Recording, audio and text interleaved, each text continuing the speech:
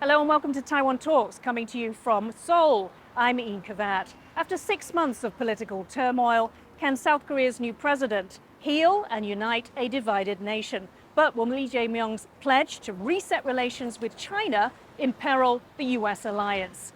We put these questions to two South Korean experts. Today we're joined by Kim Jae-chun, Sogang University Graduate School of International Studies professor, and Chu Jae-woo, Kyung-hee University Department of Chinese Studies, Chinese Foreign Policy Professor. A very warm welcome to Taiwan Talks today. Oh, it's good to be here. Thank you. Professor Kim, Lee received the highest vote count in history. It was also the highest turnout in the election for the past 30 years. So the people clearly believe that he is the man to unite and heal South Korea. And yet his past statements have been controversial. He called the now opposition PPP, People Power Party, a criminal organization. He said the US is an illegal occupying force. But now Lee says that he's adopting a pragmatic approach based on South Korea's national interests. So is he the right man to stabilize South Korea? We'll have to wait and see, I guess. He won the election in an easy manner, but I don't think it was a lopsided victory either. I think the opposition candidate Kim Moon-soo fared much better than that I anticipated. So that means that more than half of the voters in South Korea clearly didn't want Lee Jae-myung to be the president of South Korea, that's for sure. Vote differences, given the gravity of this ill-conceived declaration on the part of Yoon Suk Yeol to impose martial law, and PPP's opposition to the impeachment of the president. I think my personal opinion, those were really ill-fated, ill-conceived moves on the part of PPP, the ruling party.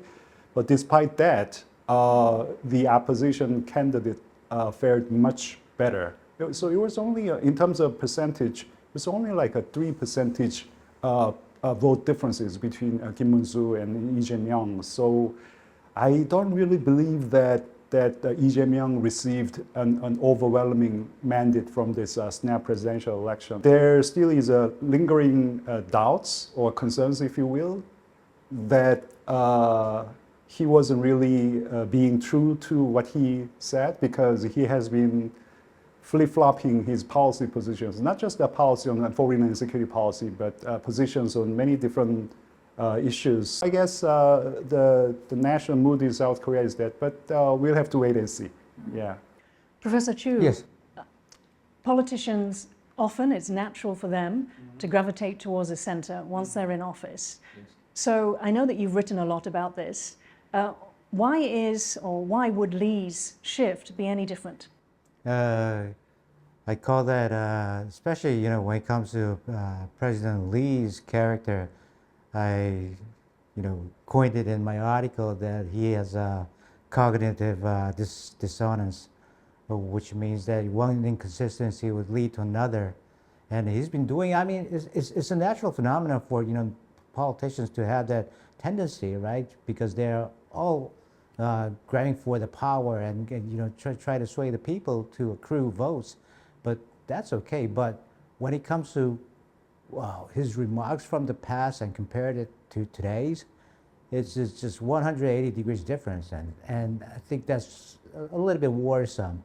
So which in particular struck you as being yes, the complete opposite? Yes, like you pointed out earlier in your introduction remark to the first question, he said, he viewed American forces in Korea as an illegal occupants, and now he's calling, his foreign policy cornerstone is rock U.S. alliance. It's like, and when it comes to Japan issue, it goes beyond history, conflicts. But when it comes to Japan, he also made in recent times made a dramatic shift on his stance towards Japan. And now at the G7, with the summit meeting that we're going to talk about a little bit later on with Ishiba, he says, we share the front waters together, and we're supposed to be good neighbors. And it's like, but back in the days, he said the foremost enemy of Korea is Japan. So there was a dramatic shift there. But he's only into 15 days in his power, so it's too early to say. Just like Professor Kim pointed out, and we'll have to wait and see. Professor Kim, so let's go to that G7 summit, which has just occurred. The Trump meeting with the president didn't happen. How disappointing is this, do you think, for South Korea? And what does it signal, if anything? I don't think we'll have to make such a big hype out of this. President Trump's summit schedule has been canceled, not just with South Korea, but with some other countries as well. Obviously, has something to do with the contingent situation, evolving situation in the Middle East. But for you, what do you think was riding on this particular meeting? What do you think that Lee felt that he needed to achieve in this particular? His aim was to make a diplomatic debut, to signal to the international community, to these important countries in the world, that South Korea is back. Summit diplomacy is back, which has been missing in South Korea for nearly, 6 or 7 months. I stopped counting because it's been a long period. The summit, between Ishiba Shigeru and Lee Jae-myung took place. I guess the overall mood was pretty good. I mean, in the sense that they both leaders were trying to mend fences.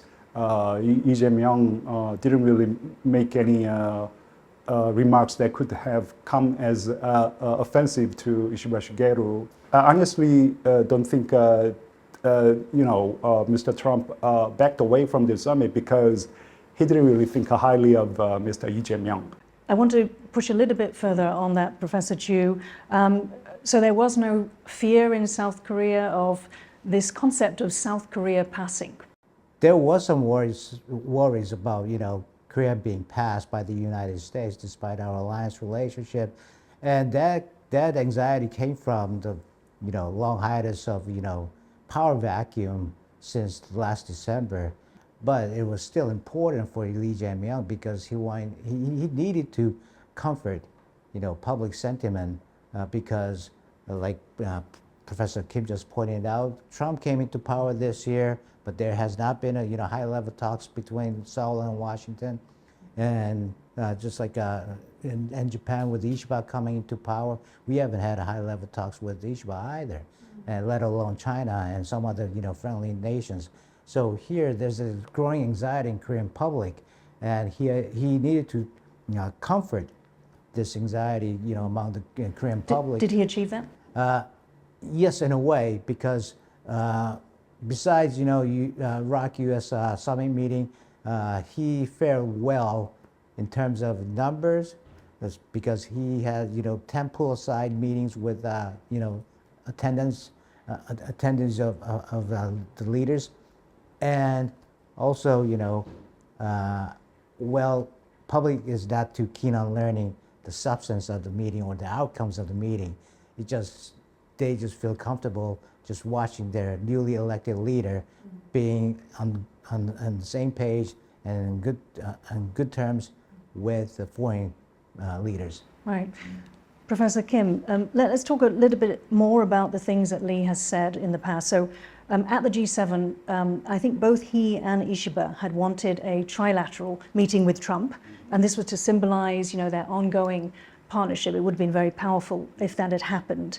Now, again, in the past, Lee has called Yoon Suk Yeol a puppet of Japan, and the 2023 Camp David summit as the most humiliating moment in South Korea's diplomatic history. So, with this sort of baggage, what sort of lingering mistrust, if any, do you think there might be on the part of the Japanese and the US leaders? How do you think that they really view Lee?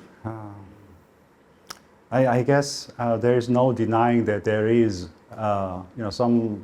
some countries and leaders and also pundits or, policymakers in in Japan, in the U.S., and some other liberal countries that Lee Jae-myung is a bit of an ideologue, and he wanted to lean more toward China in terms of making South Korea's foreign and security policy. But South Korea is located in this spot where maintaining proper balance of power is very important. South Korea is about top 10 military power and top 10 economic power in the world. But if we go back to comes back to this neighborhood and this Northeast Asian region, South Korea still is a what I would call geopolitical midget.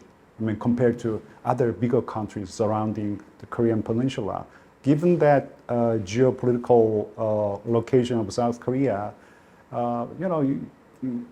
he or she sits in the Blue House or presidential office in South Korea. He or she will understand that ROK-US alliance should occupy the central place in South Korea's foreign and security policy. But that said, he had to mobilize his political base, which is left-leaning population from the beginning. So I think that has been one of the many reasons why he spoke very badly of Yoon Suk Yeol's attempts to really amend fences with the Japanese, and then also he was riding on the anti-American sentiment to a certain extent. But I don't think he's a very ideological person. So I hope when he said that he's a pragmatist, I want to believe that. I want him to stay that way. So let's wait and see. Yeah.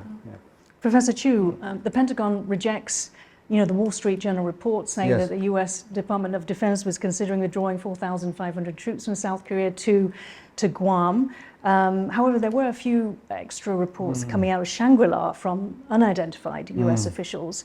Now, you have written again about this. You Yes. say that it's simply Trump trying to put pressure on South Korea to raise its contribution. That's right. But in terms of this being a threat, there needs to be a little bit of credibility, isn't there? Do you think that the U.S. could do this? I think the chance could be really minimal, that to the level that I don't think they can really implement the policy, even if they would like to envision it. But at the same time, I think what they meant is they want to secure the strategic flexibility with its forces stationing in Korea. Strategic flexibility meaning that in case there's a contingency overseas, when and if the USFK is needed and called upon, that they could withdraw some of the forces from the Korean Peninsula and dispatch them to the conflicted area. And that could be done without the consent of the, probably to an extent that without the consent of the Korean government or prior notification, because the case could be a really urgent matter. So can it be both, though? Because you've written that you think it's Yes. a pressure tactic. Yeah, that could really compel, South Korea to feel insecure. Yes, and by doing that, we could we could feel that we have no other choice but to compromise with the demands coming from the Washington, and that's where I think it could be really effective. Professor Kim, does that put President Lee in a tight spot then? Because he's talked about the US being an illegal occupying force, and now it's being used against him in a sense. How about the South Korean people? Would they, So do they I- want the troops there? I guess because it means a lot to many South Koreans. Because say that 4,500, mostly ground forces, would leave and reallocate in some other places, that means, right away to many South Koreans is a security vacuum on the Korean Peninsula. So I think South Korea has, I don't know, two options. One is to agree to the Trump administration that from this point on, the ROK-US alliance, the nature of the ROK-US alliance is going to change to the extent that most of its responsibilities is to contain China in more efficient manner. you agree to that sort of proposal coming from DOD in the United States, or just let him leave, because from the perspective of the United States, this is a bit of a waste, to be honest with you. So I don't think this is just a pressure tactic on the part of the Trump administration to pressure on the Lee Jae-myung government and sort of lure him into paying more for the stationing of USFK in South Korea. I think Trump administration has multiple motivations. And interestingly, in the Time magazine interview, Lee actually agreed. He said that ROK US force can be used to contain China. I mean, if you take a look at the way ROK-US alliance has transformed in past years, if not past decades, you really look deeper into the composition of USFK and the nature of joint drills that they have been launching all these years. They are meant to contain China to a great extent. I mean, for instance, just take a look at Pyeongtaek military base. It is the biggest military base of the United States abroad, and it is the closest one to China. And Chinese experts complain that, well, Pyeongtaek base is just like a dagger to the heart of China. I don't think it's a proper for the U.S. and South Korea come together, leaders come together and declare to the world that from now on the nature of ROK-US alliance is going to change, and the major objective of the alliance is to contain China. Because to South Korea, I still believe China is a geopolitical reality, in the sense that China has a great say on Korean Peninsula affairs, including North Korean nuclear weapons problem. Although there has been a decoupling taking place on larger scale between the two economies, still China is an important country to South Korea, because China still is an important production base and market to many Chinese South Korea's economic products and so on and so forth. So my point is that we don't really have to anger Chinese. Xi Jinping has said he needs to put bilateral relations on the right path. Chinese state media kept mentioning the common interest between the two countries. How do you think Beijing is viewing Lee's election in terms of its own strategic interests, and does it like what it's been hearing so far? Yes, I think China is really, to a certain extent, really happy about the outcomes of the last presidential election, because, Lee Jae-myung got voted in. And just because, he's coming from the Progressive Party, and Progressive Party leaders have had a, tradition of being, friendly to China, and to a certain extent also, on the same page with China on a lot of issues. So that's where that notion of, common interest, comes from in Xi's statement to Lee Jae-myung over the phone call.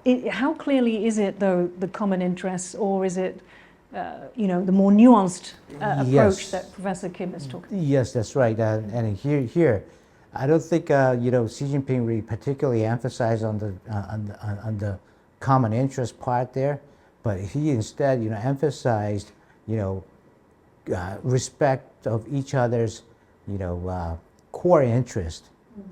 This is where it gets really misleading to South Korea, because while China has defined its own set of core interests, South Korea has not.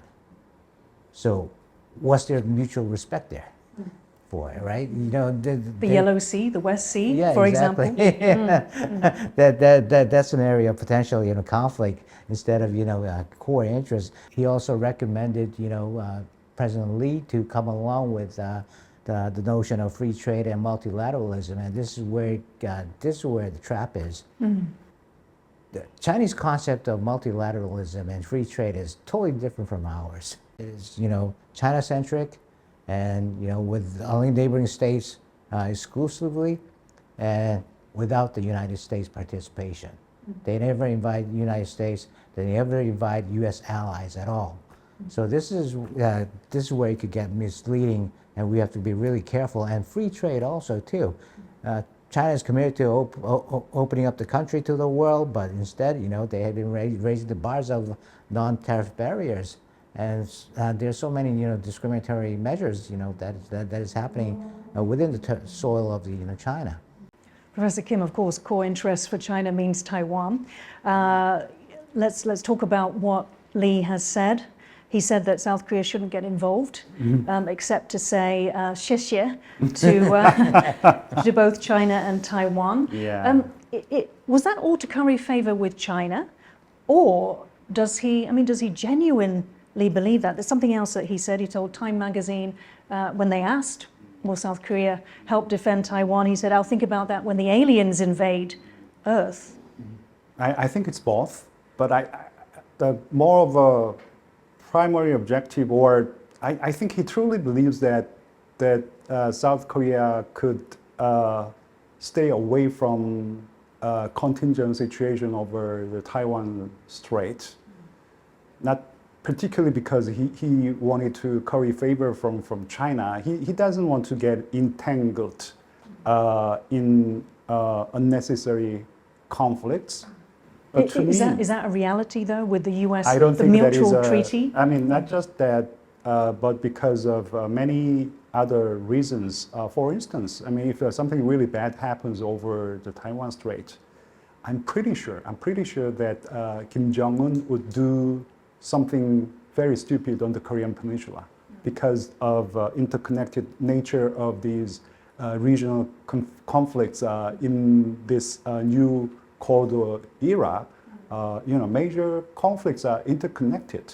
And Kim Jong-un, if you take a look at the document that came out from North Korea, clearly stipulated that claim that if the U.S. takes part in conflict situation over Taiwan Strait, and North Korea would make sure that U.S. would pay. What would that mean? That means to create some kind of a commotion on the Korean Peninsula. One thing that Americans hate the most to see is to experience like a 2MRC that stands for two major regional contingencies. If the U.S. will have to deal with two major regional contingencies, one over Taiwan Strait and one on the Korean Peninsula, that'll make American war efforts very difficult, very difficult. So I don't think it's possible for South Korea to stand back and not really getting entangled over Taiwan Strait. And that's one thing. And if say that, I mean, shouldn't be happening, but say that China takes over Taiwan, that means now the defense line of the U.S. or of a bloc of liberal countries will get a little closer, not just a little closer, way closer to the Korean Peninsula. It's like the Yellow Sea. We call it Yellow Sea or West Sea. It's going to be the Taiwan Strait. That doesn't really bode well the future of South Korea's security Yeah, policy. let me put it this way. Let me put it this way, including President Lee. Not too many people have read the contents of the Iraq-U.S. Alliance Treaty, and it's not a political decision. It's not going to be a political decision. And I raised this question to American pundits and writers and specialists, experts. Nobody has read it. Right. Yeah. In the treaty, it clearly states that if there's a contingency that definitely threatens the mutual interest of the two countries in the Pacific, then they're obligated to go in together and to defend the mutual interest. It clearly states that it was in the treaty between the United States and Taiwan back in 1954. And Japan, Philippines, Australia, and New Zealand, all the treaties included that clause. But nobody has read it, and people tend to forget. So it's not going to be a political decision, and the United States does not demand your military contribution without any grounds or legal basis. They clearly have the document, which is legally validated, and based on that fact, that we'll be compelled to make that choice, to make that decision. Right. So there will be no choice. Yeah. Is what you're saying, Yes. Professor Chu. So, he appears to be, President Lee, downplaying essentially what the Americans are now ramping up to warn against. So we had Secretary of Defense Pete Hegseth at Shangri-La. China threat is real, it could be imminent. Indo-PACOM Commander Samuel Paparo, China drills a rehearsal to unify with Taiwan. They could switch to actual military force at any moment. Yes. What impact does this, do his comments therefore, have on that US security alliance? Oh, very much. So J.D. Vance, when he was a vice president nominee back in February of 2024, he attended the Munich security dialogue, and he had a chance to deliver his speech at a panel. And at that panel, he clearly stated the incoming Trump's administration's position in China, that it's not going to be a decade-long competition between the United States and China, but they see it going beyond a decade. J.D. Vance said, he declared that it's going to be a 40 years of tug of war between the two. So I think they're really serious about it, and especially when it comes to military potential of China, the way that it has been going with its own military and weaponization programs. Not only that, but also the digital and drones and so-called fourth industry, military weapon systems. I think this is where they get really worried about. So I just want to thank my guests for this special Taiwan Talks edition, Kim Jae-chun and Chu Jae-woo for joining Taiwan Talks today. Thank you so much for your time today.